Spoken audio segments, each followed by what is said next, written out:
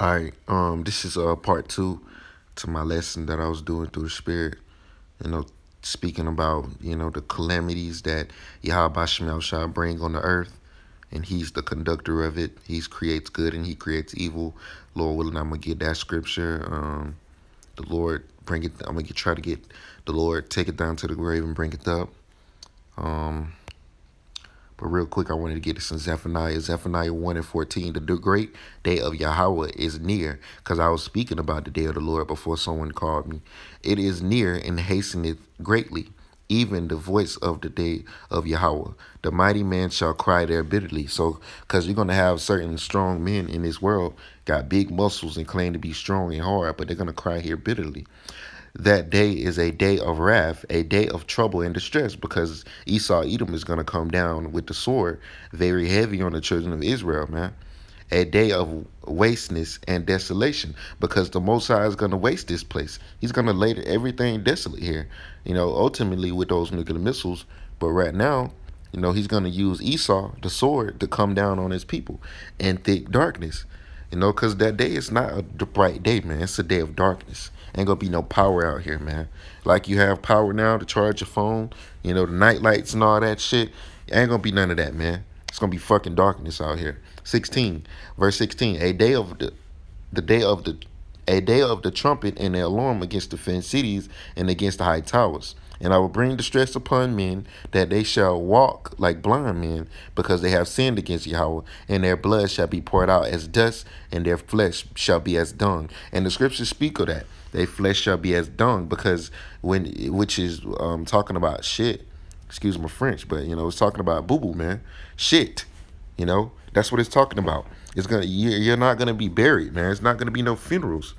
And Jeremiah chapter 16 verse 6 tells you that they shall die of grievous deaths. They shall not be lamented nor buried. Verse 18, neither their silver nor their gold shall be able to deliver them that day of Yahweh's wrath, because the scripture says riches profit not.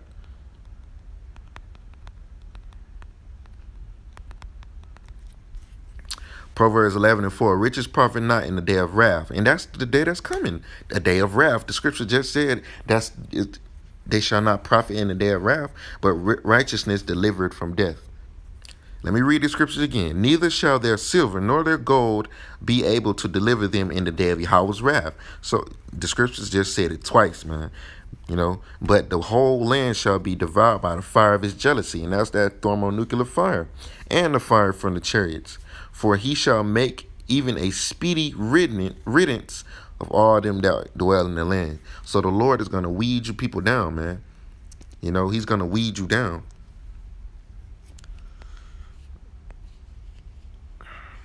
Let's see.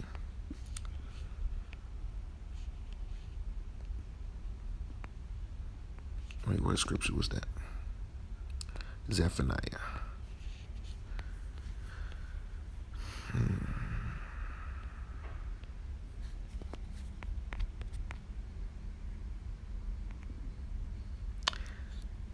Okay, destruction.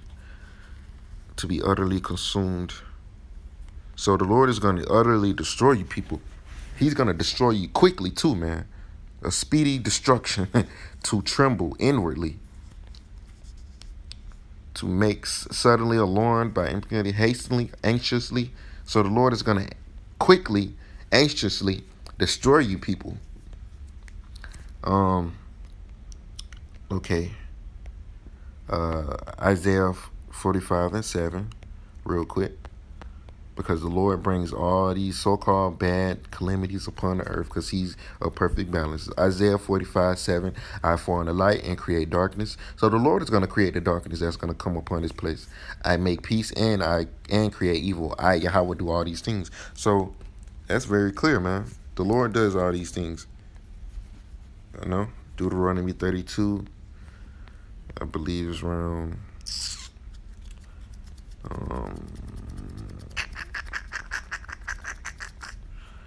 bear with me, because the Lord kills and he heals.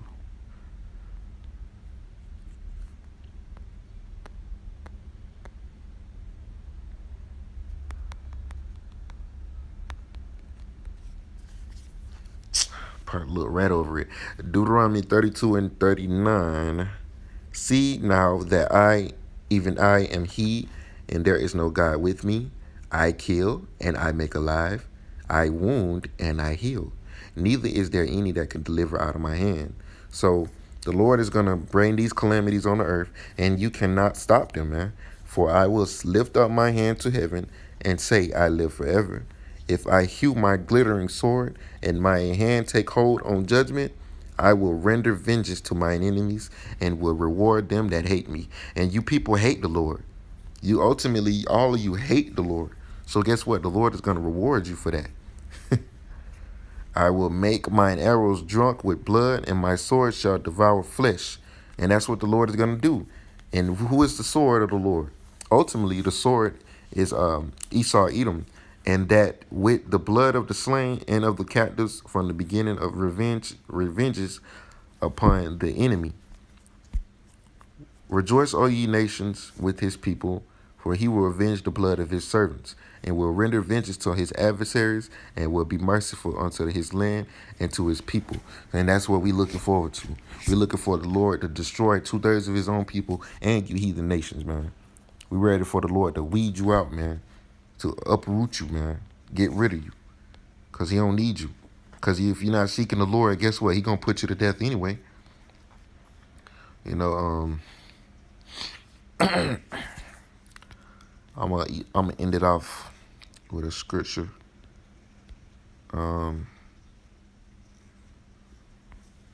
know, because I believe that was all on my spirit to get. Let's just end it here with one more precept.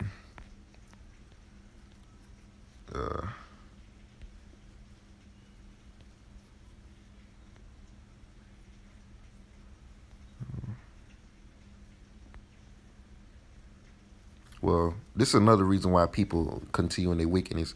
Ecclesiastes 8 and 11, because sentence against an evil work is not executed speedily. Therefore, the hearts of the sons of men is fully set in them to do evil.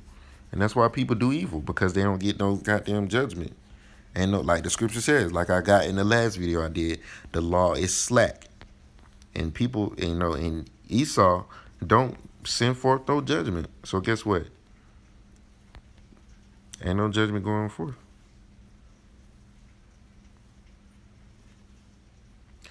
Isaiah 42 and 1. Behold, my servant, whom I uphold, mine elect, in whom my soul delighteth. I have put my spirit upon him. He shall bring forth judgment to the Gentiles. And that's talking about Israel.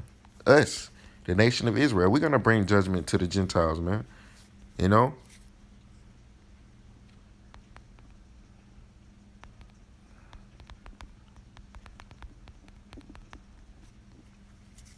Okay, I'm gonna end it off with this.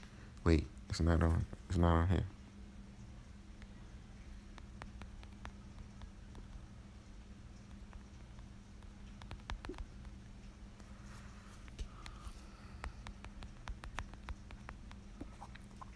Okay, Ecclesiastes 3:16. And I'm going to start at 15. That which has been is now, and that which is to be hath already been. And the Most High requires that which is past, because the Lord requires you to pay for the things that you did in your past lives or in the past period, man. And moreover, I saw under the sun the place of judgment. That's a scripture proving that under the sun is where judgment is done, is played out. That wickedness was there, and the place of righteousness, that iniquity was there. Because we're not perfect, man. We strive for righteousness, but in this flesh, it's impossible to be perfect in righteousness. I said in mine heart, God shall judge the righteous and the wicked, for there is a time there for every purpose and for every work. And that's what's coming. The ultimate judgment is coming. But right now, the Lord, the scripture says every morning he bringeth his judgment to light.